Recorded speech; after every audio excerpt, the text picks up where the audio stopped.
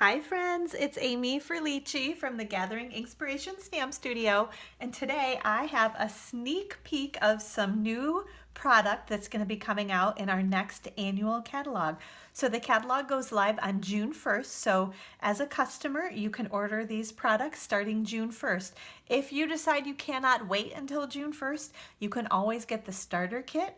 That's always a great deal. Basically, you can pick $125 in product, pay only $99 plus sales tax, no shipping either, and then you can order these products early. These were all part of a pre-order that as a demonstrator you can order things early, say before customers can, when the new catalog goes live on June 1st. So just something to think about. That's one of those perks of being a demonstrator. So let's see, I want to show you the things that we use, the new products that we use to make this card, and then I'm going to go ahead and show you how we actually put it together. So I'm going to move these pieces out of the way, and I'm going to set that guy right there. First of all, I want to show you, this is called the Label Me Pretty stamp set, and like I said, it's one of those stamp sets that we could pre-order. I got the wood mount stamps because, let's see, it came in a bundle, and this was one of those, let's see, I got some things for free during Celebration when you meet sales and recruiting goals. That's one of the things that Stampin' Up! Does for demonstrators, is they let you get free stuff then. So that's why actually the price point worked for me to be able to go ahead and get, because I still really kind of prefer the wood mount stamps. So anyway, I can open this up so you can see those all. I've already got them all mounted and ready to go. We are going to be using this kind of little scrolly curly cute, and can you see how that matches perfectly with the shape of the punch? And I have completely, I think it might be the Pretty Label punch, but don't quote me on that. I will have all of the details, all of the supplies in the details to this video on my YouTube channel. So don't fret, don't fear. I'll make sure that you have all the info that you need with all the item codes and names, the proper names of everything, in case I misspeak at all during the video. And then we're also going to use this Thank You for Caring stamp set, or stamp. The other stamps in the set, this one says You're the Best. And then this is another kind of an outline that maybe you could put around. Actually, that would look really nice together, wouldn't it? I don't know, can you see that? If you put kind of that right inside there, that would be really nice too. There is a Happy Birthday to You stamp.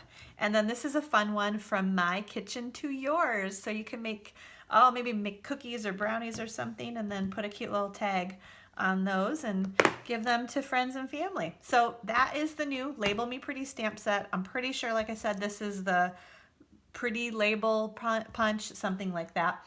And then what else are we using? Oh, let's see. This is a new embossing folder. Cute little stars on here. It's called Oh My Stars. And I think they kind of, stars or flowers, I think it depends on you know, what you need them to be, because honestly I think on this card those stars, they kind of look like flowers. They've got the pointy little edges, kind of like the daisy, which this is some of the new, I forgot to bring that over, but it's a designer series paper that kind of focuses on daisies, and I'll get that name for you too, but it's beautiful, really soft kind of muted tones on the paper. Gorgeous. I will tell you that they will, Stampin' Up! Says that the colors that kind of coordinate with this designer series paper, Night of Navy, which it's really kind of a like a washed lighter shade, I would say, of Night of Navy, and then they put Daffodil Delight as the other coordinating, like the yellow color. I chose to use, if you can see, this is our crushed curry paper and ink, because I wanted to use our new crushed curry. This is a mini chevron ribbon. If you can see, let me see if I can lift that up so y'all can see that. Oops, I'm not right in the camera there. Sorry about that. I'm trying to work from down below there. But anyway, this is just a beautiful, that's not working, is it? There we go. Can you see that? A beautiful chevron ribbon. And this is going to come in a couple of different colors.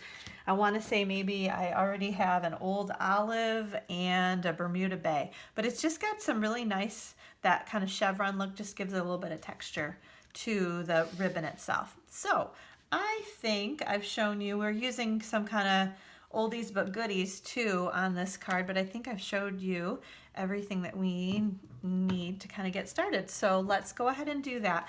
I think we will start with our embossing first. So I'm going to grab my Big Shot.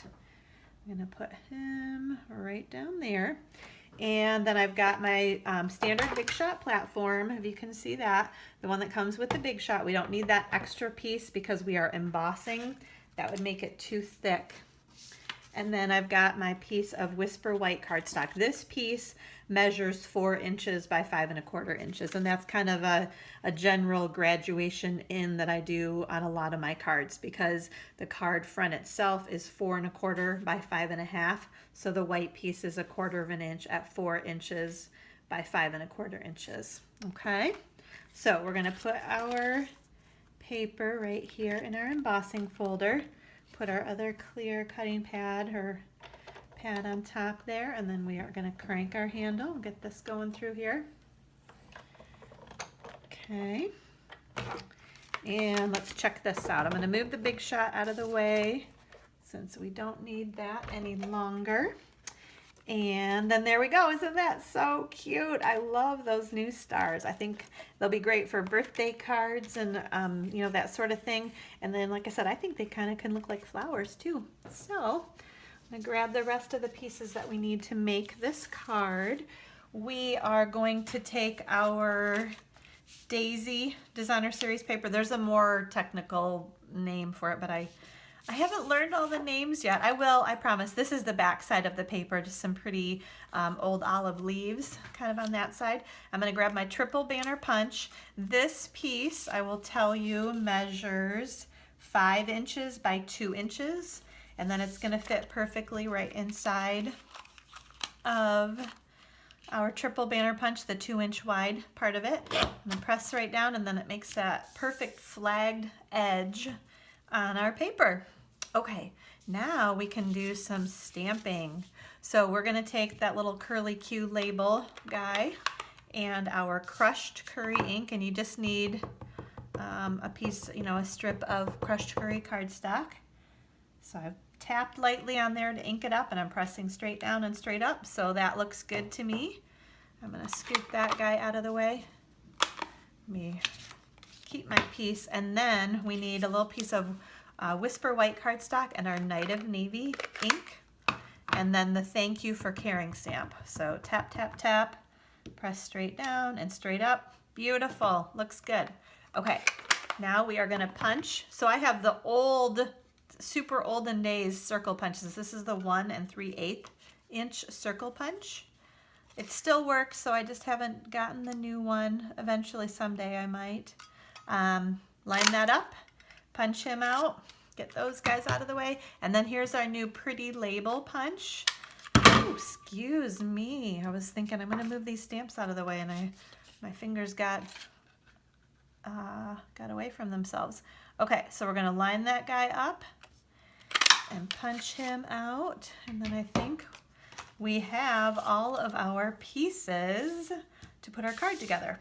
Okay, and I always like to tell you all, this card base started with make sure I get it lined up here, with an 8.5 by 11 piece of cardstock. I cut it in half along the 11-inch side at 5 1/2, and then I scored it in half along the 8.5 side at 4 1/4 inches.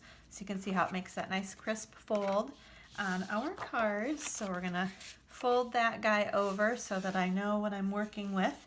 I'm gonna grab my Fast Fuse. This is kind of my adhesive of choice when I have, ooh, gotta flick my wrist a little bit more there. When I have an embossed piece of paper, because I think it holds it down better. The adhesive is a little bit stronger on our Fast Fuse than it is on our snail, so that it doesn't kind of bubble up underneath the texture.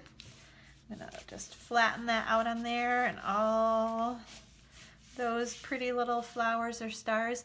Now let's see, I'm gonna grab a dimensional and put it on the back of my little baby circle, and then I'm gonna put him right down, make sure he's lined up, put him on there.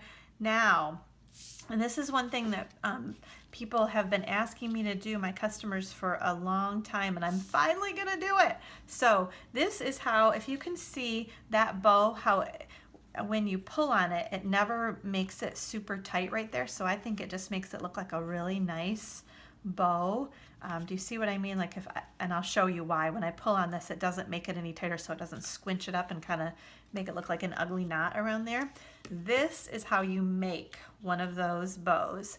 So you keep, and I always keep the ribbon on the bolt so that I have lots of ribbon to work with. It's really hard to cut a strip and then try to tie your bow because you never know if you have enough ribbon or not. So we are going to take kind of the end in my right hand, and we're gonna loop it over so it kind of looks like that breast cancer bow. So now I've got that short working end over here in my left hand, and then I am gonna loop that through,